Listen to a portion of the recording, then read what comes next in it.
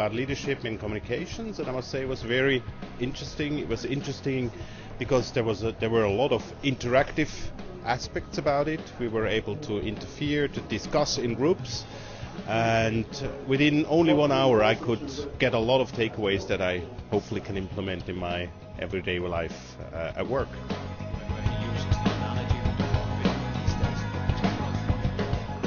Good morning. My name is Thomas Zweifel, and I'm standing here in this beautiful hall at the Lac Le Mans Communication Forum, where I will have the privilege to speak in about an hour. And the great moderator is Ute Dehn-Christen. In this video, you're going to learn basically how to minimize those post-merger pains, for example, how to make sure that mergers don't go awry. But it can also be useful in the personal domain, preventing divorce, preventing lawsuits, preventing miscommunications or misunderstandings. And I'll see you on the other side.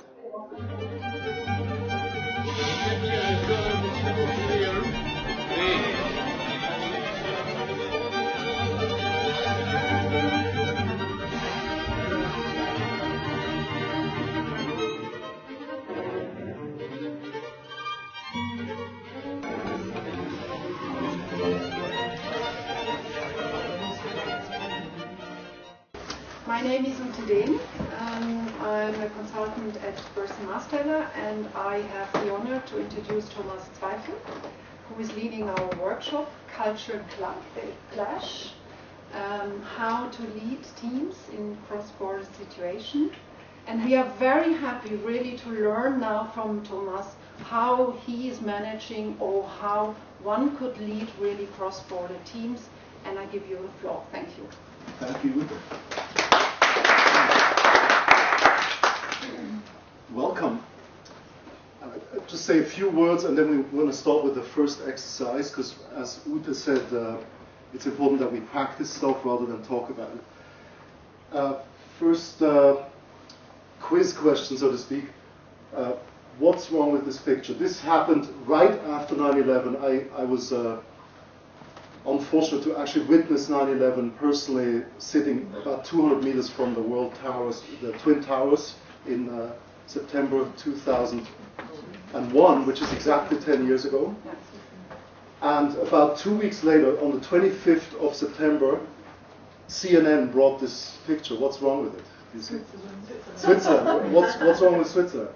That's right.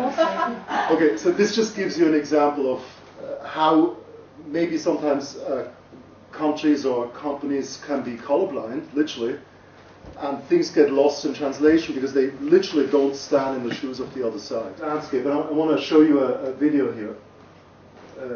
Is this video coming? Das hier ist mein Sektor. Das hier ist das wichtigste Gerät des Küstenwächters. Das Gerät, das Überlebensradar.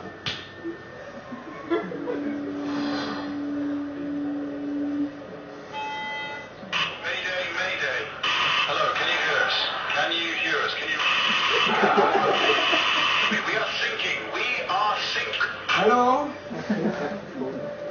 This is the German Coast Guard. We're thinking. What are you thinking about?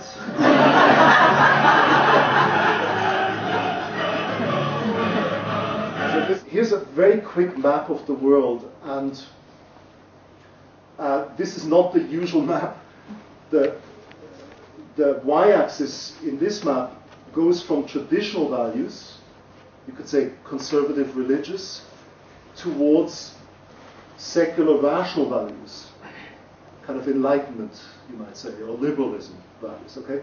And the x-axis goes from survival to self-expression. So just to give a few examples, very interesting, and I got this from The Economist, this is a colleague of mine, Ingelhard and Weitzel, two colleagues. The upper right here is Sweden. So this goes maybe a little bit into your question. Very high on the rational. In fact, all Scandinavian cultures tend to be high on rational secular values. Norway here, Denmark, Netherlands, West Germany. East Germany might actually be different culturally for the reasons I explained earlier. Okay, so you got Protestant Europe here. Catholic Europe is more in the middle, which means more conservative or more religious oriented. You got Lithuania here. So some of the new Eastern European countries are actually in this green segment here, but also southern Italy, France, Spain, Italy, and then Austria, which is Catholic. Then you got English-speaking countries here that are very much in self-expression, but actually more traditional values than the Scandinavians and Germany. Then you got Latin America, even more traditional values, but very self-expressed. Whereas Africa is very much on the lower left, which is survival and traditional culture. Then South Asia is again here in the middle, still very survival-oriented in general. Whereas ex-communist countries are very survival-oriented, but very rational. So it's just a different way of cutting the world, and it's kind of interesting. They interviewed literally hundreds of thousands of people, so this is quite a valid map of the world. So I just wanted to give you that as an appetizer. If you're interested in this tool, you could simply Google it. Actually, if you just Google the Ingelhard-Weitzel cultural map of the world, you will find it. Or you could even just say cultural map of the world, and you will actually find it. This is one of my shortcomings as a human being. I always want to pack in more than there's time available. So it's a perpetual disappointment for me. But I'm getting psychiatric treatment for that, so it's okay. So if you look at this for a moment, you can actually cut culture into 8 different dimensions, or at least that's what my company and I built together. For example, how do you lead? Is your leadership very team-oriented, consensus building, finding common grounds, kind of like Angela Merkel would do it in Germany? Or are you more like an individually oriented culture, where it's like my way or the highway, I'm going to just impose my decisions, and I don't care what you think, I'll do it this way, and this is the right way. Okay, so that could be a dimension, which is leadership. There's a time dimension. Are you long-term oriented as a culture, like we talked about the Swiss culture, or are you very short-term oriented, for example, the American? By the way, Switzerland is blue in this graph, and this is just an intersubjective understanding of a pharmaceutical company that I consulted with in Australia. They wanted to understand the Basel headquarters, and you probably know which pharma company I mean. Because the Basel headquarters people had never visited Australia and basically thought that they were a bunch of lazy bones who were going to the beach to surf all the time. And it's a saturated market anyway, so we don't need to care about them. So what's the time orientation? And by the way, the gray is the US culture, right? So it's Swiss versus US culture. Communication, is it very direct or very indirect? Change, is there risk aversion or risk friendliness? Do we see risk and change as an adventure, or do we see it as a threat? And there are cultures that actually see it as an adventure. Rules, are rules kind of implicit or explicit? You know, when the light is red, do I cross the street or not? Basically bottom line. Or when I know I need to pay taxes, do I pay them or do I not pay them? Greece, as an example. How do I build status? Is status a function of hierarchy, or is it a function of who I know, relationships? Similarly, credibility. Do I build credibility in my company or my culture through my experience and results, or through my relationships? Yeah, knowing, is it kind of like who you know or what you know? And finally, space. Is space something that's in ample quantity available?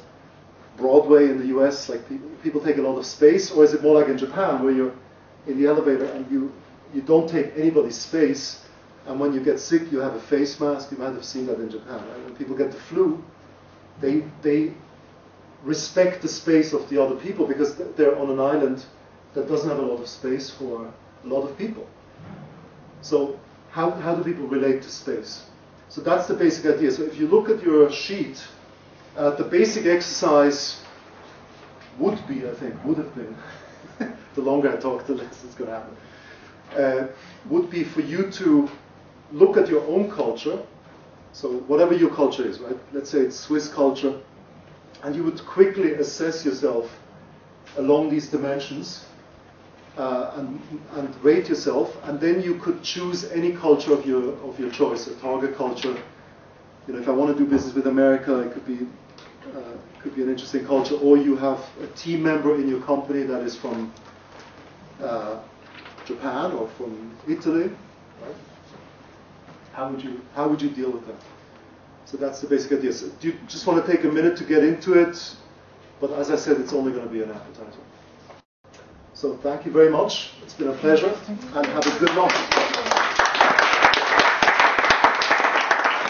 My conclusions also from this discussion today is that you have to acknowledge that you have to deal with human beings, and you have to look what drives them, what values they have, what background they have, and build your activities around that.